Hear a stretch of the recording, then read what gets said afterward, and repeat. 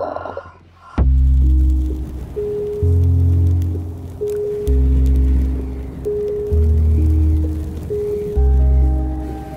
my name is Hock Lye.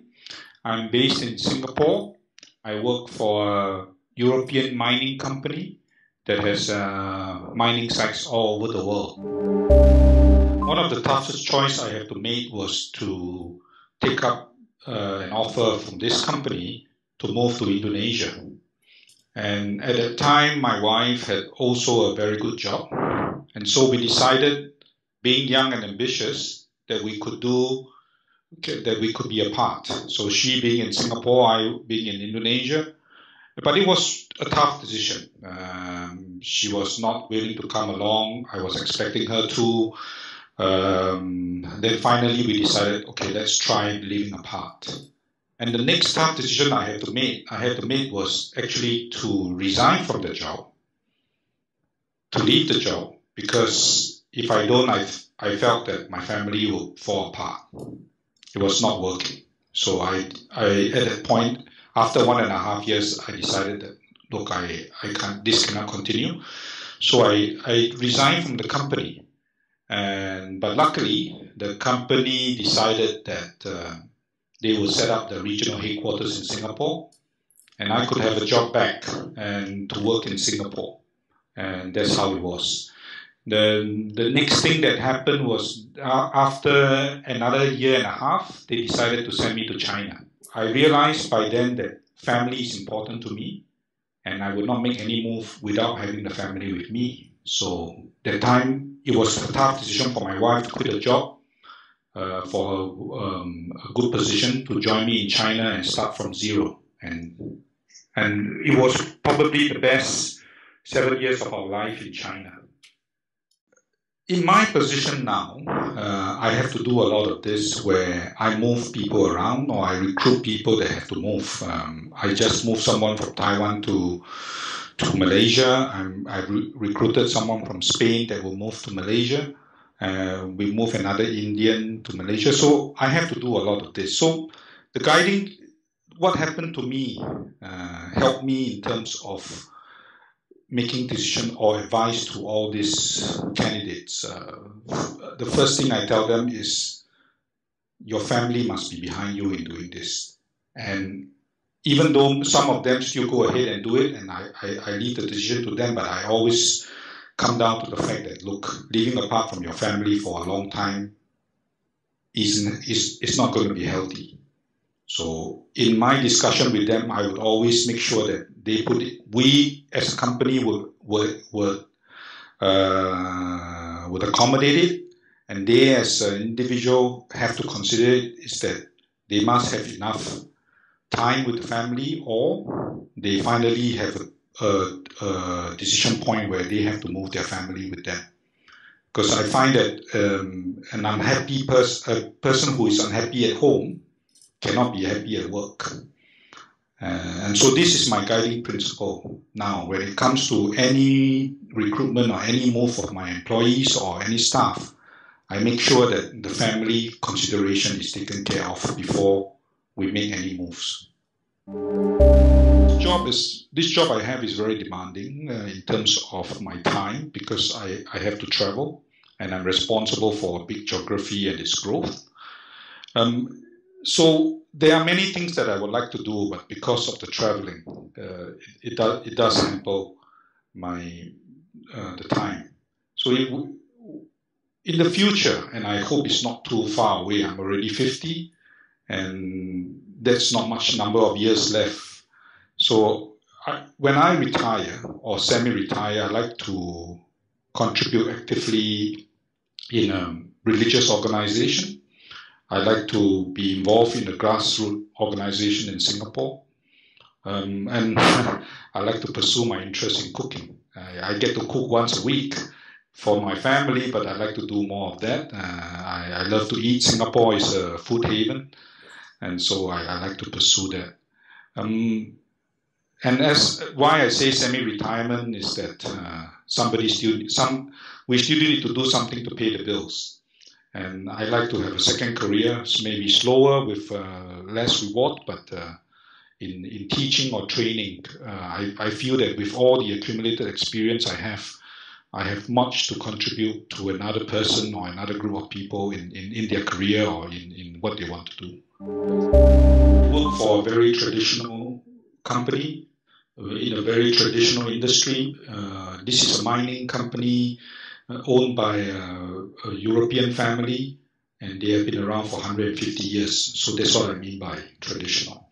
So how do you transit from the traditional hierarchical company into what I think the work environment is changing much into less hierarchical, more in groups, more in task force, more distributed around the world.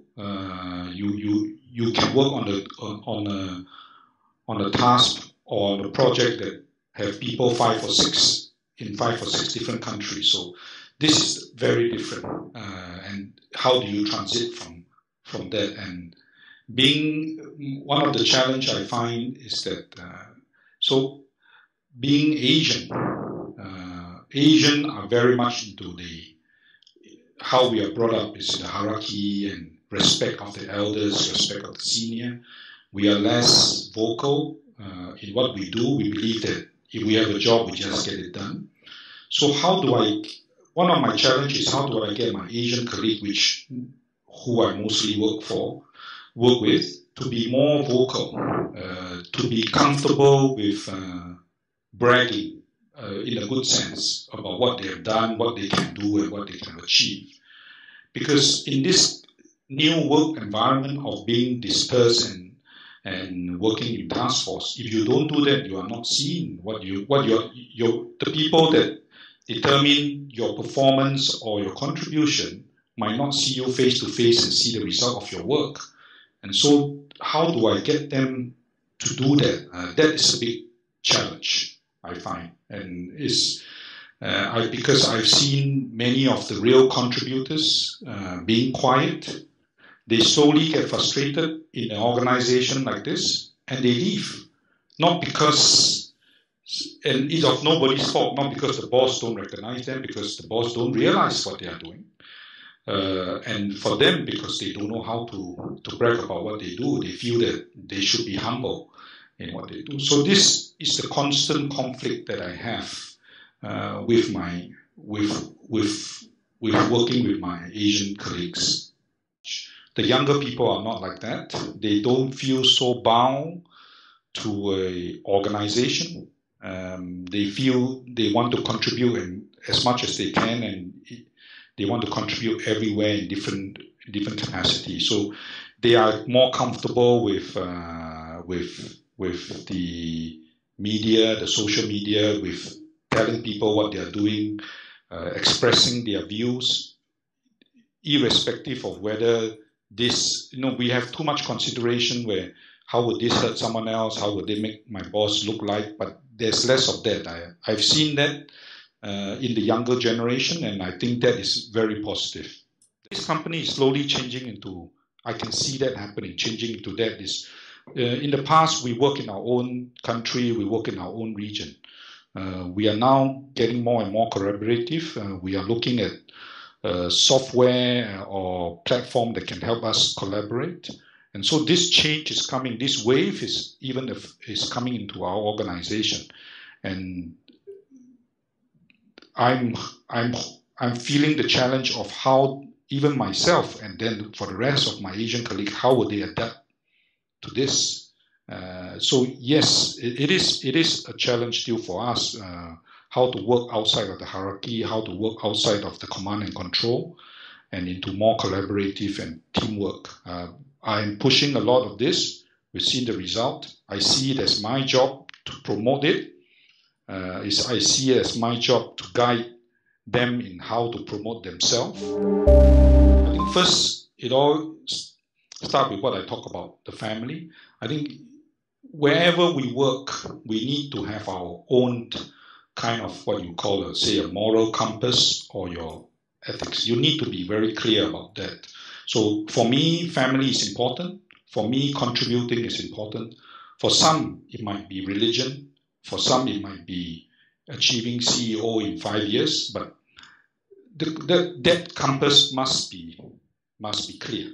Because once you have that clear compass, tough decision is easier, but you know exactly, even if it's a tough decision, because tough decision normally is between two good. I think that's where your moral compass has to come in, your key, what is important to you have to come in, and then it helps you make those decisions. And then, in a way, there will be no regrets, because you know you're doing something that is important to you and you make that decision. That's number one. Number two, I believe that people can change no matter how old you are. A lot of people feel that if the guy is old, that's it, that's his old way of doing things. People can change because first we need to change because the environment changed faster than us. But some people give up, but I believe everybody can change and really do what you like, and money will come. If you pursue money for too long, you burn out, you lose interest, and then firstly you're unhappy and you can't perform. Being happy is more important than being rich.